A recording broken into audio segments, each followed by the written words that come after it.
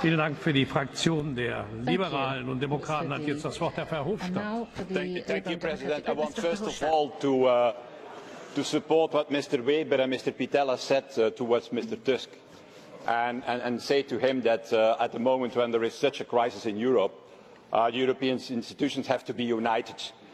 European Council and European Parliament, and as you are invited here, you invite us also on Council meetings, and do that also in the extraordinary meetings, please. Well, Mr. Tsipras, welcome. You see, you don't have to be afraid of the European Parliament. You had a refusal in the beginning. I'm saying as such a big Democrat as Mr. Tsipras afraid for a debate. That cannot be true. And you are here, so I'm pleased that you are here, because it's in the European Parliament that for the first time we discuss, in fact, with you this. I think that there are no solutions possible in the case of Greece and in the case of the Eurozone when they have not the backing of democracy, are not debated in a democracy and debated here in the European Parliament. And that is what we are doing today. But I have to tell you, and you started and you said, and it's true what you said the Greeks did enormous efforts, and that's true. But the problem is not there, it's that the Greek political class didn't do enough efforts in the case of Greece. That is the problem today. And I'm angry, I have to tell you. I'm angry because you are talking about reforms, but we never see concrete proposals of reforms. And I'm angry because we are in fact sleepwalking towards a Grexit. Already 5 years we are sleepwalking, with the help and with the support, you hear them, of the people of the extreme right at the end. And not only we are sleepwalking, the last months we are running to a Grexit, I have more the impression, but it is not you and it is not we who shall pay the bill. It's going to be the ordinary Greek citizens who are going paying the bill of a Grexit of 30–40%. And so, I have to tell you, if we want to avoid it, there is only one possible way, and you know it very well.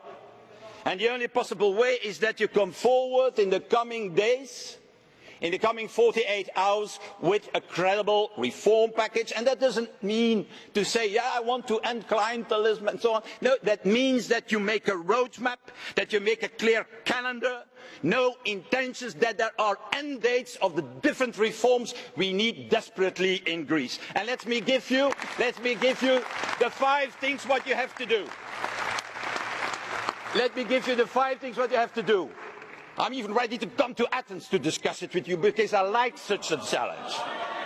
With you directly. But what you have to do, first, ending the clientelistic system.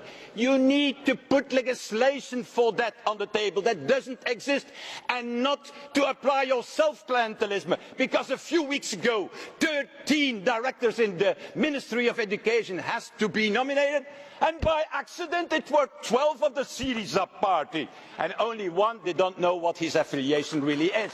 That's the reality. You're using the system. You are falling in. You're using the system. You are falling in the trap also of PASOK, who was also the big party of change in Greece after the colonels, and who did nothing at all than using the clientelistic system for years and for years in their own advantage. You have to downsize the public sector. I know it's difficult maybe for the leftists, but it has to be done. Because 800,000 people, civil servants, that cannot work. You, Mr. Tsipras, you have to transform the public banks in a private banking sector. You have to open the markets and the professions for young people. We don't have legislation. Put legislation on the table to open at least 10 professions who are still closed in your country. And finally, let's propose to end the privileges in your country. The privileges of the ship owners, the privilege of the military, the privilege of the Orthodox Church in your country, the privilege. Yeah, but you like it, privilege, okay, very fine. They like privileges, but I'm not. The privileges of the Greek islands, and the privilege, not to forget, of the political parties, the privilege of the political parties in your countries who receive every day loans and money from public banks who are in fact bankrupt. Also, Syriza, your party, receives such money. And that is a strong... What I ask to you is put all this together in a credible package and put it on the table now in the coming days. And I'm pretty sure that from the other side, from the European side, we're going to be ready to find a solution for that. We're going to find a solution for all these problems. But it has to be done that way. And you can do it because there was never a Prime Minister in Greece who had such a strong mandate as you. You have even a double mandate. You won the elections and you won the referendum. So you're in the only position of the only political leader in Greece who can put an end to that system in Greece. And I said it to you, we also have our responsibility. We have to make, in my opinion, a debt redemption fund the fastest as possible, and we have to do it the fastest as possible also on the Council. But first things first. You need to come forward with your reform package. It is not the chicken or egg discussion, ladies and gentlemen. And you have a choice, and that is my conclusion. The choice that we have is very simple. How do you want to be remembered? As an electoral accident who made its people poorer in his country?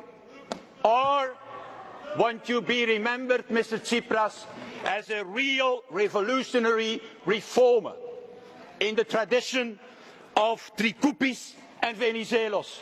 I'm not talking about the Venizelos of PASOK, the new one. I'm talking of the real Venizelos, the big leader between the two world wars, who modernized this country, a liberal, who in fact modernized his administration.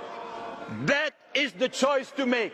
And I know what you people want. 80% of your people want to stay in Europe and in the Eurozone. So show what you can now and show that you're a real leader and not a false prophet. Do it.